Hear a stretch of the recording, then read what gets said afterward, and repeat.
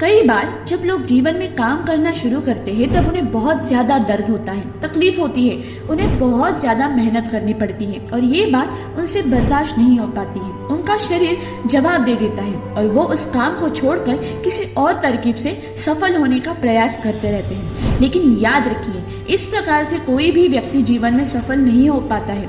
याद रखिए, सफलता का मार्ग मेहनत, दर्द और तकलीफ से होकर ही गुजरता है और ये आपको सहना ही पड़ेगा। तो इसके लिए आप हमेशा तैयार रहिए। एक बार एक मूर्तिकार अपनी छीनी और हथौड़ी से एक पत्थर को भगवान की मूर्ति का आकार देने का प्रयास कर रहा था। जैसे ही वह छीनी पर अपना हथौड़ा चलाता, वह पत्थर चिल्लाने लगता और कहने लगता कि ये क्या कर रहे हो, मुझे इतना मार क्यों रहे हो, मुझे बहुत दुख हो रहा है, तकलीफ हो रही है, पीड़ा हो रही है, मुझे अपने हाल पर छोड़ दो और यहाँ से चले जाओ।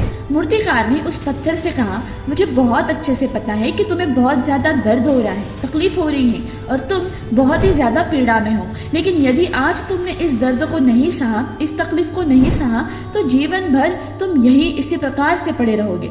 मुझे पता है कि तुम में आगे बढ़ने की अपार संभावना है, तुम एक बहुत अच्छे पत्थर हो, लेकिन यदि तुम इसी प्रकार से रहोगे तो कभी भी आगे नहीं बढ़ पाओगे। इतना कहकर मूर्तिकार ने औजार उठाए थे कि पत्थर फिर से चिल्लाने लगा, गिड़गिड़ाने लगा, विनती करने लगा कि मुझे अपने हाल पर छोड़ दो। मुझे पता है कि जीवन के लिए कौन सी चीज़ सही है और कौन सी चीज़ गलत है। मुझे बहुत ज़्यादा दर्द हो रहा है, अब मैं इस तकलीफ को ज़्यादा नहीं सह पाऊंगा। मैं जिस हाल में हूँ तुम मुझे इसी हाल में छोड़कर यहाँ से चले जाओ। उस मूर्तिकार ने फिर से उस पत्थर को समझाने की कोशिश की, ज़्यादा अधीर मत बनो और अपने सब्र को बनाए रखो, थोड़ी देर और इस दर्द को सहो।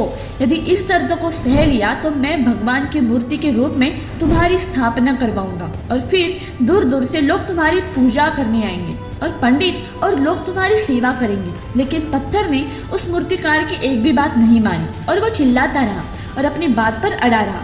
मूर्तिकार ने उस पत्थर को समझाने की बहुत कोशिश की, लेकिन वो पत्थर नहीं माना। अब मूर्तिकार भी थक चुका था और वो उस पत्थर को छोड़कर आगे बढ़ गया और थोड़ी ही दूर जाकर देखा कि एक और बहुत अच्छा सा पत्थर पड़ा हुआ है।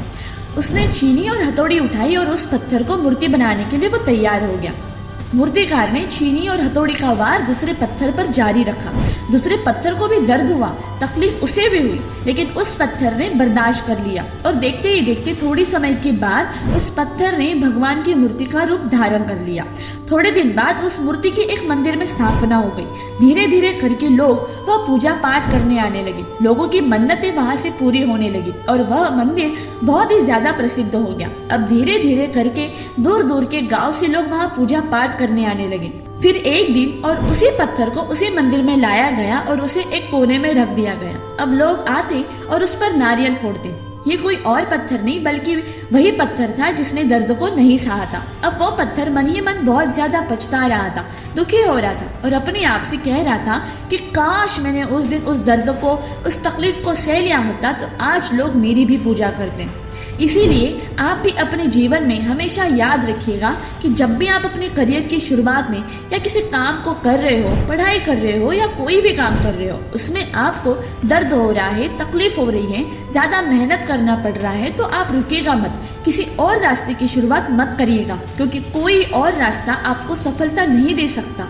आपको उस दर्द को, उस तकलीफ को सहना ही होगा और उस दर्द को, उस तकलीफ को सहकर आप ज़्यादा मजबूत बनेंगे और तभी आप अपने जीवन में आगे बढ़ पाएंगे। और जीवन में हमेशा याद रखिएगा कि आपको पहले पत्थर की तरह नहीं बल्कि दूसरे पत्थर की तरह बनना है।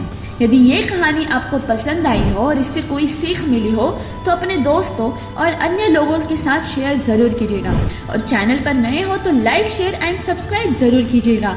जय हिंद।